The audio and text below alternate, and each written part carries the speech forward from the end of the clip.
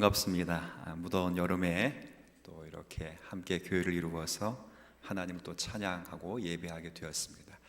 건강하시고 우리 예배하는 모든 분들에게 주님이 주시는 평안이 여러분의 심령과 가정에 가득하시기를 축복드립니다. 저희들이 로마서 말씀을 읽고 있는데 어느덧 로마서의 말씀도 이제 3장을 만나게 됩니다. 이제 3장을 만나게 되니까 조금 제가 정리를 해서 막간 정리라고 좀 할까요? 정리하고 조금 내용을 짚어보고 넘어가는 게 좋겠습니다. 그러니까 1장부터 다음 주까지 다다음 주까지 3장을 살펴가야 될 것 같은데 1장부터 3장의 내용은 대략 어떤 것인가 라고 할 때 이렇게 이해하면 좀 좋겠어요. 예를 들면 저와 여러분이 크게 아파서 병원에 입원해서 좀 치료 좀 받으면 좋겠다라고 해서 병원을 찾아가면 먼저 하는 게 있죠. 뭘 먼저 하냐면 피 검사하고 그다음 뭐 하죠? 엑스레이 찍고 순서가 그다음 MRI 찍고 그다음 순서가 CT 찍어요. 그러니까 이렇게 보시면 돼요. 이제 그렇게 된 다음에 진단하고 그 다음에 변명이 나오든지 결과가 나옵니다. 1장부터 3장까지는 그렇게 지금 보시면 될 것 같아요. 1장부터 3장까지는 그런 식으로 검진을 하는 검진에서 결과가 나왔습니다. 어떤 결과가 나왔는가 그럴 때 1장은 이방인들을 그런 방식으로 이렇게 쭉 검진을 해봤더니 진단해봤더니 이방인들은 하나님을 등지고 사는 백성들이고 그리고 하나님 앞에서 명백히 죄인이며 영적인 시한부라는 것이 딱 이렇게 검사 결과로 나왔어요. 쉽게 설명하면 하나님 앞에 옳다고 인정받을 만한 것이 이방인들에게 전혀 없다. 이게 딱 진단 결과로 나왔습니다. 2장에 가면 이제 이방인들이 아니라 유대인들을 진단합니다. 유대인들을 여러 모양으로 진단한 결과 놀랍게도 1장의 이방인들을 진단했던 결과와 똑같이 나온 거예요. 똑같이. 그러니까 쉽게 설명하면 유대인들도 이방인들처럼 영적 시한부 인생이며 하나님 앞에서 옳다고 꺼내놓을 것이 하나도 없는 사람이다. 이런 이제 진단이 나오게 되었어요. 정말 충격적이죠. 저들의 율법을 가지고 있다고 하나 이방인들처럼 율법의 본 뜻을 이해하지 못해서 순종하지도 못했을 뿐만 아니라 율법을 가지고 있다는 것 자체로 자만해서 이방인들을 정죄하고 판단했습니다. 더군다나 저들이 할례라고 지난주 한번 살펴보았지만 저들이 자부심을 갖고 있는 할례라고 했을 때 사도 바울은 할례는 육체에 하는 것보다 더 중요한 것은 마음에 하는 것이 중요하다 해서 저들이 자랑하는 할례 문제까지도 바울이 그것 똑바로 하라 이렇게 진단을 해 두었습니다. 그러니까 파격적인 진단을 받은 거죠. 그러니까 결국 이방인이나 유대인이나 하나님 앞에서 꺼내놓을 만한 옳은 것들이 하나도 없다는 것이 이 검진 결과로 나오게 되었어요. 답은 딱 하나예요. 답은 딱 하나. 답은 뭐냐? 그럴 때 이방인이나 유대인이나 둘 다 수술이 필요하죠. 수술해서 피를 새로 바꿔야 돼요. 제가 이제 의학을 설명하는 거예요. 그래서 수술한 다음에 결국 예수 그리스도의 피로 저희들이 거듭나야 된다. 이 바울이 그 이야기를 하고 내려가는 것입니다. 그러니까 이제 이런 얘기를 이제 쭉 들었어요. 한번 생각해 보십시오. 유대인들이 너희들도 죄인이고 하나님 앞에서 꺼내놓을 의로울 것이 없는 사람이다. 너희들도 예수가 필요하고 복음이 필요하다라는 이야기를 딱 들으니까 유대인들이 잔뜩 화가 난 것입니다. 왜 화가 났냐면 지금 유대인들 자신을 누구랑 같이 취급을 하고 있기 때문에 이방인들과 같이 취급하기 때문에 그렇습니다.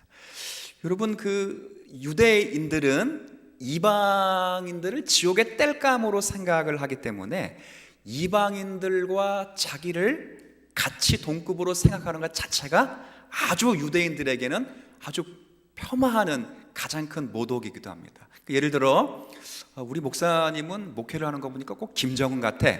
그러면 그게 칭찬이에요? 욕이에요? 욕이지요. 그러니까 그런 것과 비슷한, 그러니까 유대인들을 이방인처럼 취급하면 그런 모멸감을 갖는 것입니다. 그러니까 유대인들이 잔뜩 화가 났죠. 잔뜩. 3장은 유대인들이 화가 난 상태에서 시작됩니다.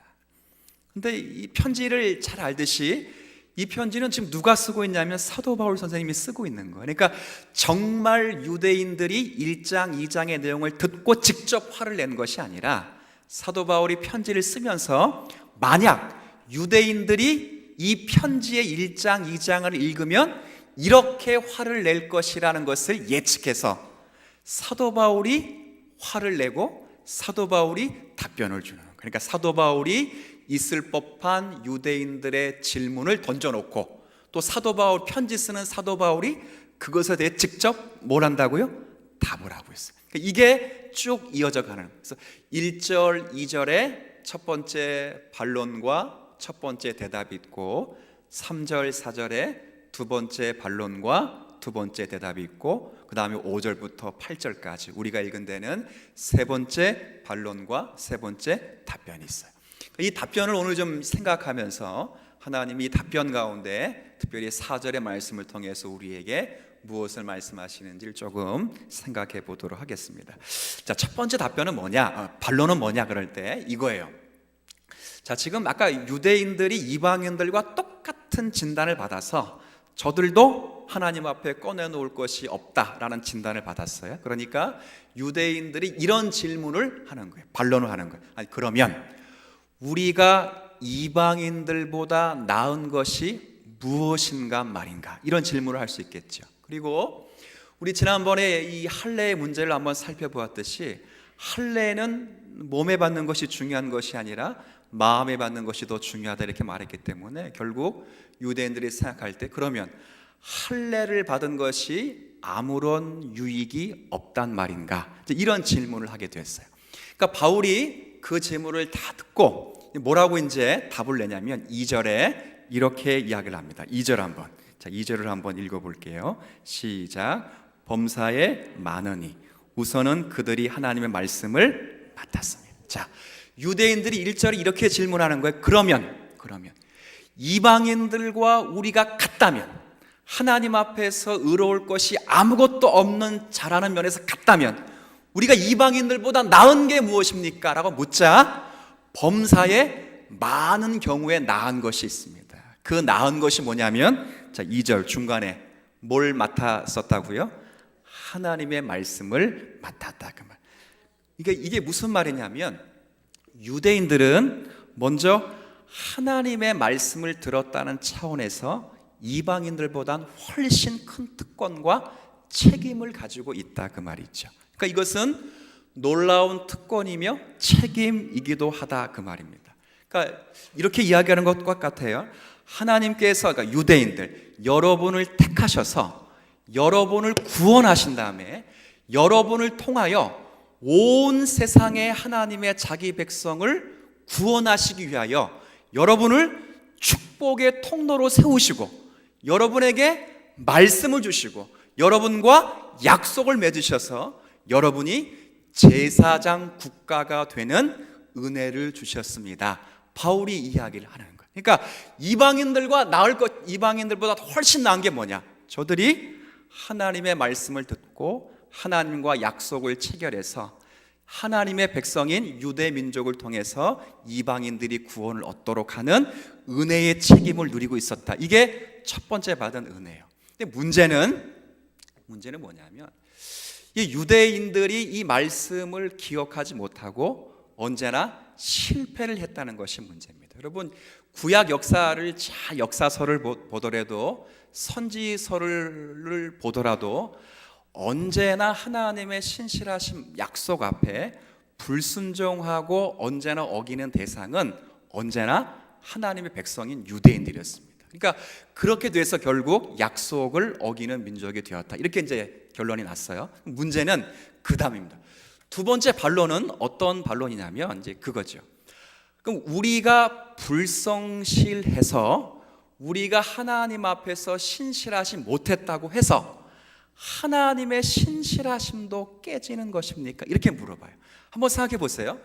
너희들이 불순종했다. 하나님이 너희들이 불순종한 것을 보셨다. 두 번째는 그러면 우리가 불순종했기 때문에 하나님의 신실하심도 없어지는 것입니까? 이렇게 물어봐요. 그럴 때 여기 바울이 뭐라고 답을 하시나 보세요. 4절에 한번 이것도 한번 읽어주세요. 시작.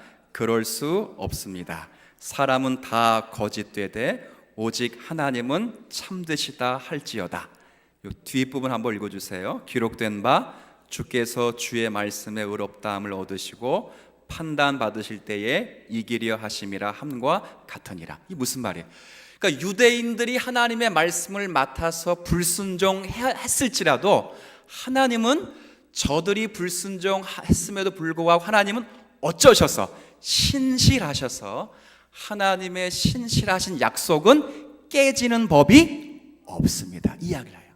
잘 보세요. 첫 번째 질문이 뭐냐면 우리가 이방인보다 나은 것이 무엇입니까? 라고 묻자 바울이 뭐라고 대답했냐면 너희들이 하나님의 말씀을 맡고 하나님과 약속을 체결했다. 그러니까 어느 민족이 하나님과 약속을 체결하는 게 묻는 거예요. 그런데 약속을 체결한 이스라엘 백성들이 그 약속을 어겼다. 그러니까 이렇게 묻죠. 하나님의 백성이 약속을 어기면 하나님도 약속을 파기하시는 것입니까? 라고 물어요. 그랬더니 사도 바울이 뭐라 말하냐면 너희들이 어겼을지라도 하나님은 약속을 어기지를 않으신다. 이렇게 이야기. 자, 이해가 됐어요? 이야기 됐습니다.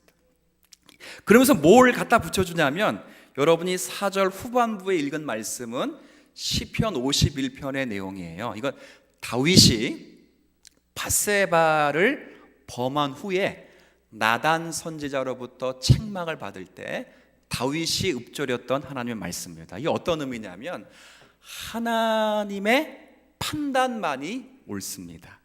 하나님만이 진실되십니다. 그런 뜻이에요. 그러니까 이게 바꿔 말하면 다윗이 밧세바를 범하기 전까지만 해도 자기 자신이 자신을 신뢰하고 괜찮은 사람으로 알았었다는 거예요. 그런데 자기가 밧세바를 범하고 밧세바의 남편을 살인하고 죽이고 거짓말하고다 보니까 자기도 착한 사람이 아니라 형편없는 사람이라는 걸 비로소 깨닫고 자기가 선한 것이 아니라 이제 누구만이 선하다고요? 하나님만이 선하시다는 것을 시편 51편에 기록한 것을 바울이 인용한 것입니다. 그러니까 붙여 말하면 다윗이 하나님의 말씀을 어겼을지라도 다윗에게 허락하신 하나님의 왕국은 하나님이 반드시 세워가신다는 것을 이야기해 주고 있는 내용이에요. 그러니까 하나님이 우리의 실력에 따라서 흔들리시거나 하나님의 우리의 결정과 선택에 의해서 움직이시는 분이 아니시라 하나님은 여전히 하나님 되신 자리를 진실하게 지키고 계신다. 지금 이 이야기를 하고 싶은 내용이라 그 말입니다. 그러니까 이것을 유대인의 경우에 좀 바꿔 적용해 설명하면 그거죠. 그러니까 유대인들이 하나님 말씀을 맡았습니다.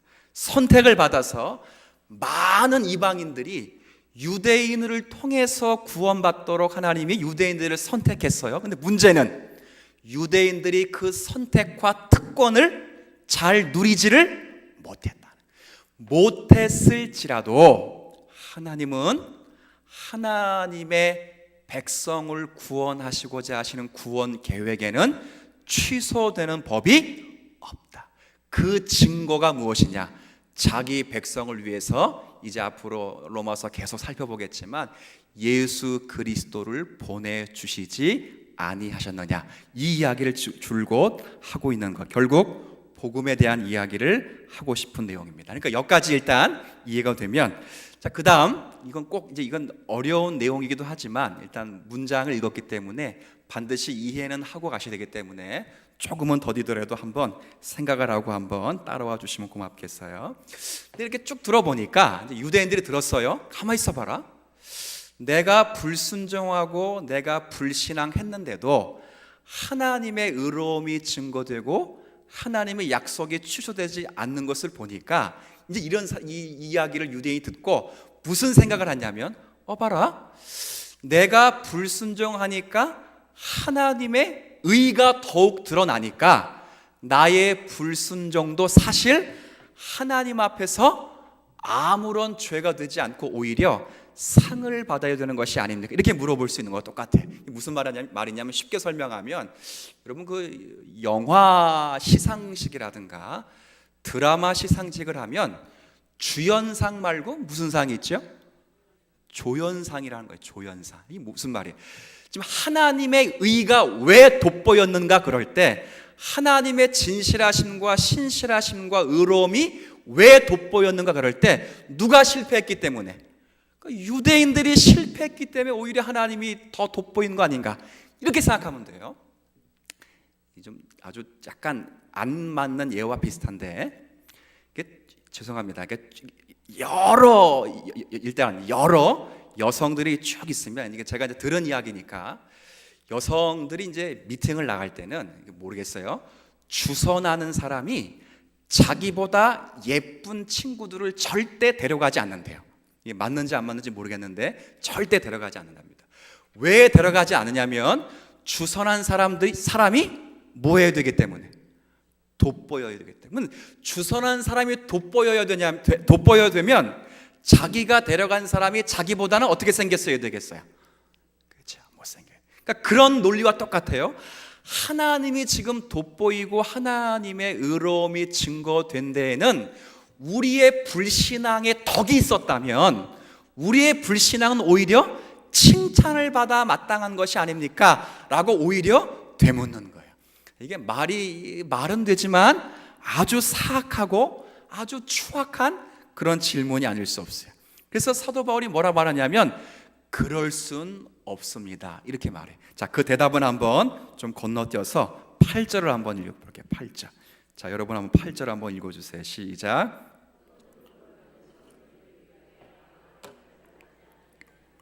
어떤 이들이 이렇게 비방하여 우리가 이런 말을 한다고 하니 그들은 정죄받는 것이 마땅하니라. 이게 무슨 말입니까?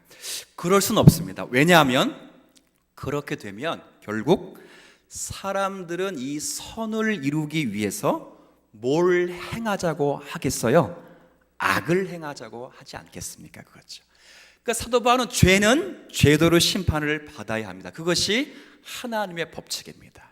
조금 뒤에 가면 뭐라고 설명하면 죄가 넘치는 곳에는 은혜가 넘치지만 반대로 은혜가 넘치고자 하기 위해서 죄를 많이 지어서는 안 된다는 거예요. 무슨 말인지 아죠? 죄가 많으면 많을수록 거기에 뭐가 돋보이냐면 하나님의 은혜가 돋보이는 건 맞아요. 그렇다고 하더라도 은혜를 돋보이게 하자 해서 죄를 많이 지을 수는 없다. 죄는 죄대로 심판을 받아야 된다. 이렇게 이야기를 하고 오늘 8절의 말씀을 마무리하고 있는 내용을 저와 여러분이 읽어보았습니다. 근데 오늘 내용 가운데 사도 바울이 중요하게 언급하고 있는 내용이 여기 바로 4절의 말씀인데, 이 4절의 말씀을 어떻게 여기 소개하고 있냐면 4절 제가 다시 읽어드릴게요. 그럴 수 없느니라.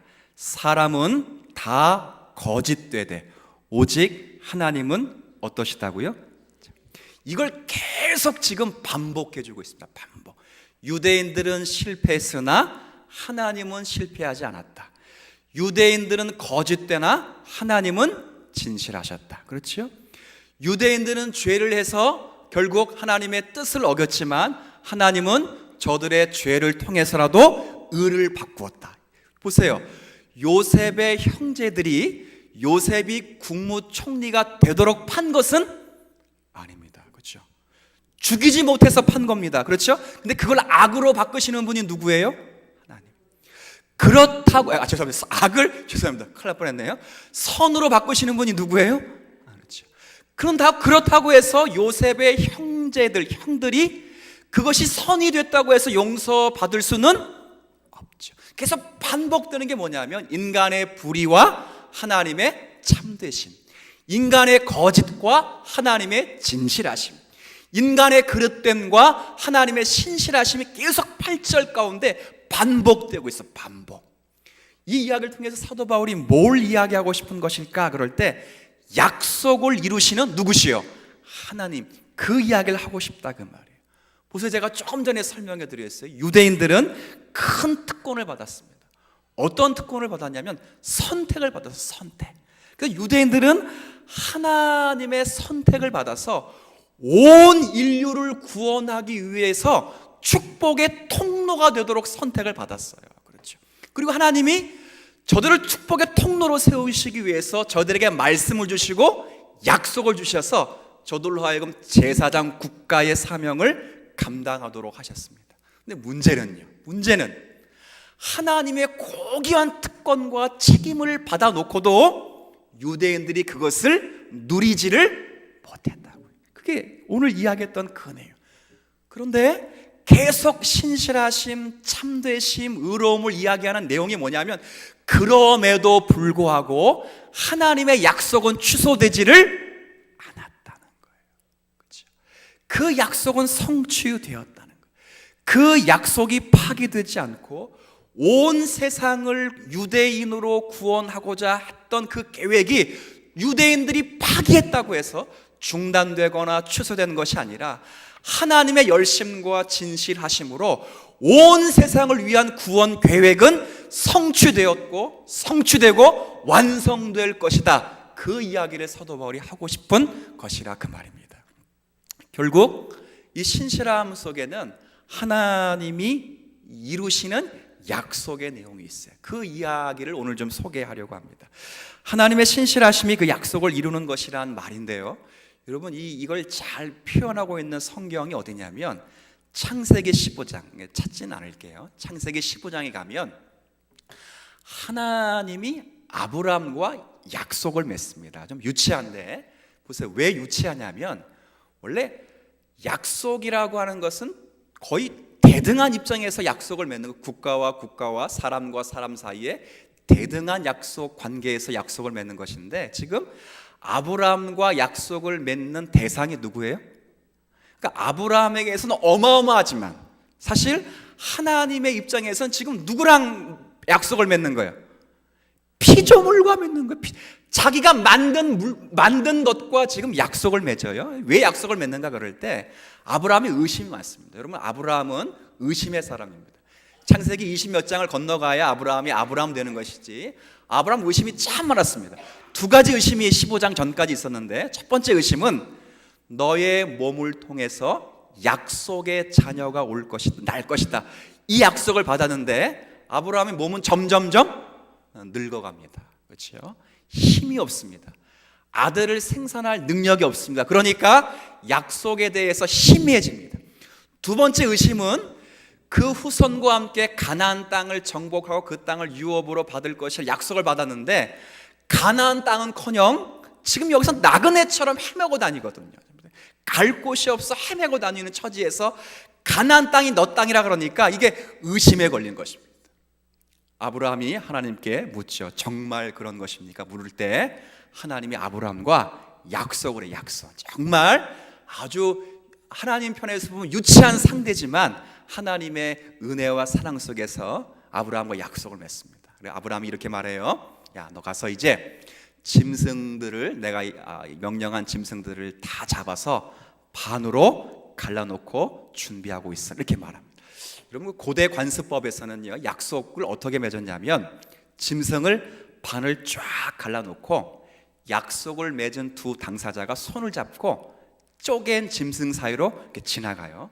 지나간 다음에 두 사람이 뒤를 돌아보면서 뭐라고 약속하냐면 둘 중에 약속을 어긴 사람은 이 짐승과 같이 죽을 것이며 우리 약속도 짐승의 반이 쪼개듯 쪼개질 것이다. 이렇게 되는 거예요. 그러니까 짐승의 반을 쪼갰다면 거기에 하나님과 아브라함이 약속했다면 그건 누가 지나가셔야 되겠어요? 하나님과 아브라함이 지나가야죠.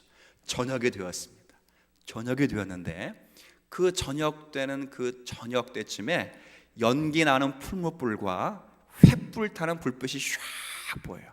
그게 누가 오셨다는 증거겠습니까? 하나님 오신 거죠. 구름과 불기둥을 상징하는 연기와 불이 하나님 앞에 오셨다는 증거예요. 근데 중요한 건 그 횃불과 풀무나는 그 연기가 짐승을 쪼갠 사이로 홀로 샥 지나갔어요. 그러니까 이 말이 뭘 상징하는 것이냐면 아브라함에게 약속하신 약속은 아브라함이 지켜낼 것이 아니라 결국 누가 지켜야만 된다는 겁니까? 하나님이 홀로 지키신다고 하는 자기 선언, 하나님의 신실하심을 보여주는 거예요.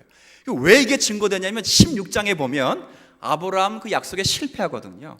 아브라함은 바로 그 다음 장에 적자에게서 후손가 하나님의 언약의 씨가 될 것이라는 약속을 믿지 못하고 몸종인 하갈을 통해서 이스마엘을 내서 결국 하나님의 약속을 파기하고 맙니다. 그런데 아까 쪼갠 짐승 사이에 누구만이 지나가셨다고요? 하나님만이 지나가셨습니다. 그럼에도 불구하고 아브라함이 실패하고 아브라함이 그 약속을 파했을지라도 하나님은 그 약속을 버리지 아니하시고 정말 100세에 아브라함에게 이삭 아들을 주셨고 그 아들을 통하여 하나님의 유업의 땅인 가나안 땅을 들어가게 하신 다음에 아브라함이 지금도 우리에게 무슨 조상이라 불릴 자격을 주셨냐면 믿음의 조상이라 불릴 만한 자격을 누가 주신 거예요? 하나님이 주셨다. 그 말. 이게 어떻게 된 일이냐 그럴 때 사도 바울이 말하는 방식, 그것이 하나님의 뭐라고요? 신실하심이다, 이 이야기를 하는 거예요. 유대인들에게 강력하게 촉구하는 것입니다. 이 은혜 속에서 하나님께 책임을 가지고 이 약속을 홀로 이루어 가시는 것이다. 하나님은 너희들이 있어야 빛이 나는 분이 아니다. 하나님은 홀로 거룩하시고 홀로 완전한 것이다. 너희 유대인들아, 교만하지 말아라. 너희들의 율법을 성취해야만 하나님이 하나님으로서 빛나는 것이 결코 아니다. 하나님은 언제나 약속을 하셨을 때나 약속을 성취하셨을 때나 홀로 그 약속을 이루시고 언제나 성취하셨지, 너희들이 뭘 도와야만 하나님이 그 일을 성취해낸 법이 없다, 그거죠. 이게 왜 중요하냐면 사도 바울이 이것을 우리에게 복음이라고 말하기 때문에 그렇습니다. 여러분, 그 복음이 뭐예요? 여러분, 복음 그러면 대부분 뭐라 말하냐면 복음이 뭡니까? 그러면 예수 믿으면 뭘 받아요? 자, 예수 믿으면 구원받습니다. 맞습니다. 이거 복음입니다. 근데 사도 바울이 말하는 식의 복음은 이것보다 더 깊은 이해를 우리에게 촉구합니다. 이게 뭐예요? 하나님의 의지입니다. 의지. 그걸 봐라. 하나님은 내가 약속하고 하려고 했던 것에 대해서 어떤 방해도 받지 않는다. 심지어는 약속의 대상자인, 제가 신뢰를 들었어요. 아까 창세기 15장 누가 언급되었습니까? 아브라함. 우리가 믿음의 조상이라고 보는 훌륭한 믿음의 선배인 아브라함조차도 하나님의 약속을 어기고 파기했을지라도 하나님은 자신이 하고자 하시는 것은 반드시 이루어내시는 분이시다. 이게 복음이라 그런 거예요. 그 의지로 너희들을 위하여 누굴 보내셨느냐 그 말이에요. 예수 그리스도. 그런데 왜 너희들은 예수를 죽였느냐 그 말이에요. 왜 그 예수를 죽였느냐. 이해되십니까? 왜 죽였어요? 율법을 지키려고 죽인 거 아닙니까? 율법을 지키려고. 야, 이 바보들아, 율법을 완성하기 위해서 하나님의 의지로 신실하심으로 약속을 성취하러 보내셨는데 너희들이 율법을 이룬다는 목적으로 그 예수를 죽이지 않았느냐. 그러고도 너희들이 잘났다고 하나님을 섬긴다고 말할 수 있느냐? 복음은 하나님의 의지에 달려있는 것이다. 그 이야기를 하는 거예요. 이게 왜 이게 중요하냐면 우리도 마찬가지입니다. 여러분, 무엇이 저와 여러분을 안전하게 만드는가? 여러분의 건강도 아닙니다. 건강은 있다가도 없어지기도 합니다. 교회의 형편도 아니고요, 우리의 삶의 윤탁함도 결코 아닙니다. 우리가 안전하고 우리가 하나님 안에서 자유와 평안과 소망을 누릴 수 있는 것은 하나님이 저와 여러분에게 그리스도로 주시고자 하시는 모든 복의 약속이 하나님의 의지를 따라 반드시 기필코 이루어지기 때문에 우리가 안전한 것이다. 성경이 그 이야기를 하고 있는 거예요. 이게 우리의 소망이고 기쁨입니다. 여러분, 무엇을 근거로 해서 여러분의 평화를 누리실까? 이건 우리가 늘 점검해야 돼요.